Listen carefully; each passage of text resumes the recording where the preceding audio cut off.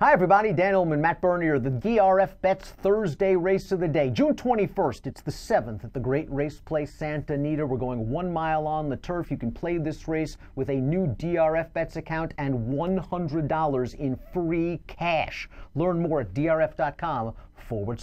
Let's take a look at this field of fillies and mares. They're going again 1 mile on the turf. It's an optional claiming race. Non-winners of 2 other than $62,500, the optional claiming price. You can access free formulator past performances on the Race of the Day event page at drf.com. Download them, handicap along with us. We'll take this field in post position order, beginning with the number 1 Akira, who's got big speed in the rail, and you gotta think that Gary Stevens is going to utilize the same tactics Mike Smith did last time out when Akira wired an entry-level field. I would hope so. You know, from a speed figure standpoint, she fits in here very nicely. And from a tactical standpoint, she has what could be a major advantage at this mile distance.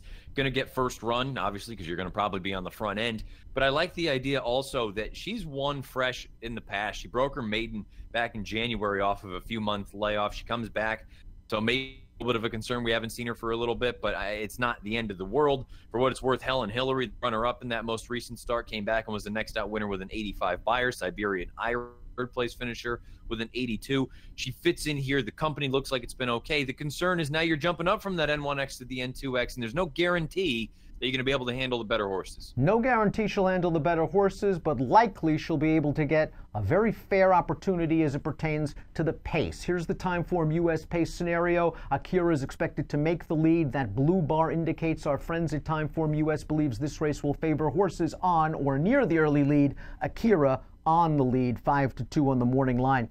The 2 is Cosway Carolyn, and Cosway Carolyn is only 2 for 25 lifetime, but I wonder if that number is a little bit misleading because she's only had a couple of starts now for trainer Peter Miller, who really improved this mare in her first start on April Fool's Day off the layoff. I thought that was a good performance, and last time out in the Monrovia, she simply had no chance at 60-1. Just draw a line through that race. I am concerned that she hasn't won in a while, but when you look at this pace projector stretching out from 6.5 to a mile, she might work out a dream trip at 8-1 on the morning line. I could certainly use her somewhere. Yeah, she's far from impossible. I guess the thing that's most concerning to me, you brought up a big piece that, okay, Peter Miller has only had her for a handful of starts, but usually Miller kind of knows pretty quickly what he's got, and the fact that now he's stretching out after 3 going down the hill, it makes me wonder a little bit, is he just trying to find out if she can do something a little bit different? Because those, you're right, the Monrovia, she had no chance, and I understand she has the highest last out buyer in the field, but I'm taking a grain of salt. That first start that he had with her, I think that was the best one, the most representative one. If she can translate that out to a mile, she has a big chance. The 3 is Tartare, and we haven't seen this filly in a very long time, since October at Laurel. She has since been transferred from Chad Brown over to Richard Baltus. We know Baltus does excellent work with these kind of horses, but Tartare off the layoff, it concerns me a bit. I need to take a little bit of a wait-and-see approach as per right now, especially with a running style in a race lacking speed.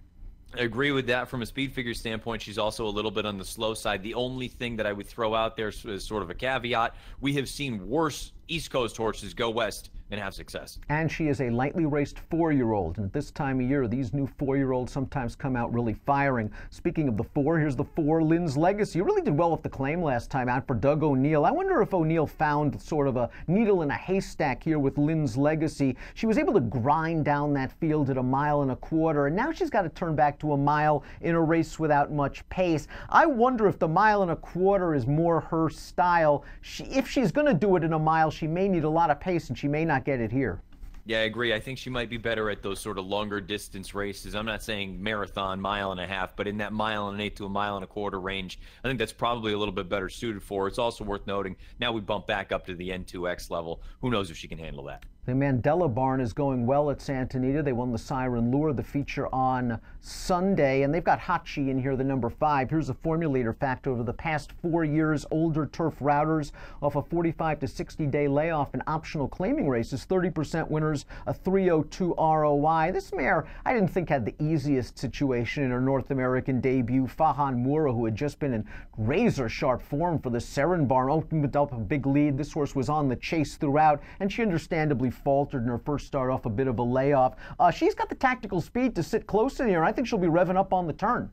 Yeah, I think this is one of those instances where if you don't believe in the one horse who could be the pace setter, Hachi could be the one that inherits this thing turning for home. And if you believe the form that she's been in anyway, in that one start here in North America, and you see that you had Fahan Mora, who next out with a 93 buyer, and the Tulip, the runner-up, came back with an 87 buyer. So as far as the company is concerned, she was running up against some good ones. If you think that she's ready to go off this little bit of a freshening, I think she's a major player. Chicka Boom hasn't won since she's took the Grade 2 honeymoon way back in June of 2016. It's been over 2 years since this mare has won a race, but I think she has a shot here if she gets a little bit of help up front. In her most recent start, her first start in about 363 days, they put her in a stakes race, and to me, it just looked like a prep. Rafael Bejarano took her back down towards the inside. There was no pace going on. He let her run the final quarter mile, and from what I saw in that quarter mile, Chicka Boom can still run a little bit. She was able to finish third. It was a good trip, yes, but I think it was just a prep for something better. Now if they can get her over the hump at this mile distance in the optional claimer, maybe back to stakes company at Del Mar, she does have that class. I agree with you. I've always been a fan of Chicka Boom. I've been waiting for her to get over that next hump here. And like you say, it's nice to see that she can still run with some late energy. That final half mile that she ran in that comeback effort, shaded 47, less than that. So I think there's still a little bit of gas left in the tank. The question comes down to, is somebody else going to keep the one occupied early? What's going on with the 7 Moonless Sky? This horse has not only been the beaten favorite in her last 2 races, but she hasn't shown much. And I realize she got into a little bit of trouble last time out in that Franz Valentine, her first start off a 5-month layoff, but I don't know. I expected to see at least a little bit of something, and Chicka Boom was able to easily outfinish her. Yeah, it's really kind of an unknown here what's going on with her, because like you say, prior to the 2 most recent starts, she was in really strong form, whether it was at Santa Anita or at Del Mar. And then all of a sudden she comes back here in 2018 as a 5-year-old, and it just seems like she's lacking a little bit of that fire. She's the kind of horse to me. She's probably still going to take some money. You see she's been single-digit odds going all the way back to early 2017, and she's been the favorite in a number of those races. To me, she's just the kind of horse that in a race like this, I want to try to fade her. Amboseli hasn't won in over 2 years as well. This is a mare who kind of runs to the level of her competition. I mean, she was beaten less than a length in both the Grade 2 Yellow Ribbon and the Grade 1 Rodeo Drive, but she's had a whale of a time getting through this non-winners of 2 other than condition. 7 times third from 18 lifetime starts. She can benefit, I guess, for her most recent start, her first off a layoff. You know, I think the thing with her, I think she needed that most recent run. I don't want to hold that against her. But the difference between her and a horse like Moonless Sky, it feels like, okay, they've tried a few stakes races with her, but she seems like she is more proper than non-winners of 2 level that she can't get through. To me, Amboseli, even with those couple of times that she ran the N2X level, she ran into some really, really strong horses. Coeur de Ballet and Madame Stripes, we know what they're capable of. September Stars, who at one time looked like she could be something really, really good. And go all the way back to Tis a Kiss, and that non-winners of 3 other than. I think she is certainly arguably the class of the field still, and I think second off the bench for Cassidy, I think you're gonna get the best version of Amboseli. Whether or not it's good enough to win, we'll find out, but I think she's gonna run a good race. Here are our top selections for Thursday's DRFBets race of the day, the 7th at Santa Anita. Pace makes the race, Matt. You like the 1 Akira, gate to wire for the 2nd straight race.